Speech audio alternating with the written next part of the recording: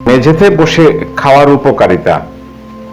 খাওয়ার সময় মেঝেতে হাঁটু ভাঁজ করে বসলে পেটের তলদেশে চাপ পড়ে এবং এই ভঙ্গি মানসিক উদ্বেগ থেকেও মুক্ত করে। এভাবে বসে আমরা খাওয়ার জন্য সামনের দিকে অনেকটা ঝুঁকি এবং তারপর আবার খাবার গেলার জন্য সোজা হই। এইভাবে ক্রমাগত করার ফলে আমাদের পেটের পেশি সক্রিয় হয় এবং হজম শক্তি ভালো হয়। সাধারণত অতিরিক্ত খাওয়ার ফলে ওজন বাড়তে শুরু করে। ভেগাস নার্ভ মস্তিষ্কে সংকেত পাঠায় যে আপনি পরিতৃপ্ত হয়েছেন কিনা বা আপনার পেট ভরেছে কিনা।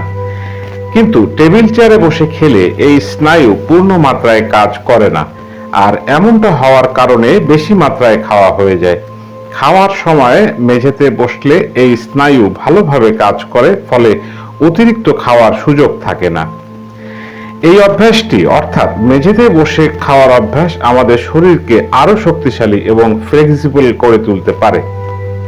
এতে পা, হাঁটু, কোমর, মেরুদণ্ড এবং বুক প্রসারিত হয়, যার ফলে এই অংশগুলোর পেশি আরো নমনীয় হয়।